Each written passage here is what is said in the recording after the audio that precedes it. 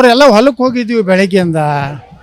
ಅವ್ರ ಜೀವನ, ಅವರ ಒಂದು ವ್ಯವಸ್ಥೆ, ಅವ್ರು ಎಷ್ಟು ನೆಮ್ಮದಿಯಿಂದ ಅದಾರೆ. ಅವ್ರು ಯಾರು ಜಮೀನು ಕೊಡ್ಬೇಕನ್ನೋರಲ್ಲ, ಯಾರೋ ನಾಲ್ಕು ನಕಲಿ ರೈತರನ್ನ ತೊಗೊಂಡು ಅವ್ರ ಕಡೆಯಿಂದ ಒಂದು ದೊಡ್ಡ ದೊಡ್ಡ ರೈತರು ಕೆಲವೊಂದು ಮಂದಿ ಇರ್ಬೋದು. ಅವರು ದೊಡ್ಡ ದೊಡ್ಡ ರೈತರ ಅನ್ನೋದಿಲ್ಲ, ಅವ್ರು ರಿಯಲ್ ಎಸ್ಟೇಟ್ ಅವರು ಮಾರ್ಲಿಕ್ಕೆ ರೆಡಿ ಆಗಿರ್ಬೋದು. ಆದರೆ ಸಣ್ಣ ರೈತರು ಏನದಲ್ಲ, ಅದು ಕೃಷಿ ಮೇಲೇ ಜೀವನ ಮಾಡೋಂಥವ್ರು, ಏನು ಪಶುಗಳನ್ನು ಸಾಕೊಂಡು ಜೀವನ ಮಾಡೋಂಥ ರೈತರು ಕೊಡಲಿಕ್ಕೆ ರೆಡಿ ಇಲ್ಲ. ಕೆಲವೊಂದು ನಕಲಿ ರೈತರೇ ಕೊಡಬಾರ್ದು, ಅಥವಾ ರಿಯಲ್ ಎಸ್ಟೇಟ್ದವ್ರು ಅದಾರೆ. ಅಂಥ ದೊಡ್ಡ ರೈತರನ್ನು ತೊಗೊಂಡು DC ಮೀಟಿಂಗ್ ಮಾಡ್ತಾರೆ. ಈ ಸಣ್ಣ ರೈತರನ್ನ ಅಭಿಪ್ರಾಯ ಕೇಳಿಕೆ ಆಯಾ ಗ್ರಾಮಕ್ಕೆ ಬರಲಿಲ್ಲ, ಅಲ್ಲಿ ರೈತರೆಲ್ಲ ಕೂಡಿರ್ತಾರೆ. ಜಮೀನುವಾರು ಉತ್ತಾರ ಮ್ಯಾಗ ಹೆಸರು ಕರೆದು ಕೇಳಲಿ, ನಿನ್ನ ಒಪ್ಪಿಗೆ ಇದೆಯೋ ಇಲ್ಲೋ ತಳಿ ಅನ್ನೋದೆಲ್ಲ ಸತ್ಯ ಹೊರಬೀಳ್ತದೆ.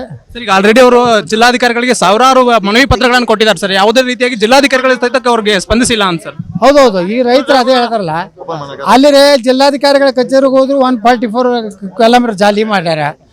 ಮತ್ತು ರೈತರು ಯಾರಿಗೆ ಹೋಗಿ ಹೇಳ್ಬೇಕು? DC ಅವ್ರಿಗೆ ಹೇಳ್ಬೇಕು, AC ಅವ್ರಿಗೆ ಹೇಳ್ಬೇಕು, ತಹಸೀಲ್ದಾರ್ ಹೇಳ್ಬೇಕು, ಇಲ್ಲಾಂದ್ರೆ ಕನ್ಸರ್ನ್ಡ್ ಆ ಜಿಲ್ಲಾ ಉಸ್ತುವಾರಿ ಮಂತ್ರಿಗಳಿಗೆ ಹೇಳ್ಬೇಕು. ದುರಂತ ಅಂದ್ರೆ ಇದನ್ನೇ ಕೇಳಾಗ್ತಾ ಇರಲ್ಲ. ಮುಖ್ಯಮಂತ್ರಿಗಳ ಕ್ಷೇತ್ರದಾಗೆ ಈ ಪರಿಸ್ಥಿತಿ ಇದೆ. ಇನ್ನು ಕರ್ನಾಟಕದ ಪರಿಸ್ಥಿತಿ ಹಂಗೆ ಸರ್. ಈಗ ನೀವು ಹೇಳ್ತಾ ಇದ್ರಿ ಒಳಗಡೆ ಅಡ್ಜಸ್ಟ್ಮೆಂಟ್ ನಡೀತಾ ಇರುತ್ತೆ ಅಂತ ಹೇಳಿ, ಅಂದ್ರೆ ಸರ್ ಇದಕ್ಕೆ BJP ಕಡೆಯಿಂದನೂ ಒಂದು ಅಪ್ರೂವಲ್ ಇದೆಯಾ ಸರ್? ಅಲ್ಲಿ ವಿಧಾನಸಭೆ ಒಳಗೆ ನೀವು ಮಾಡ್ರಿ, ನೀವು ಪ್ರಾಜೆಕ್ಟ್ ಅಂತ ಹೇಳಿ ಬೆಂಬಲ ಕೊಡ್ತಾರೆ. ಇಲ್ಲಿ ಬಂದು 1 ಇಂಚ್ ಜಾಗ ಬೇಡ ಅಂತ ಹೇಳ್ತಾರೆ. ಮತ್ತು ಇದು ಅಡ್ಜಸ್ಟ್ಮೆಂಟ್ ಇಲ್ಲಾರ್ದೇನೆ ನಾನ್ ಅಡ್ಜಸ್ಟ್ಮೆಂಟಾ?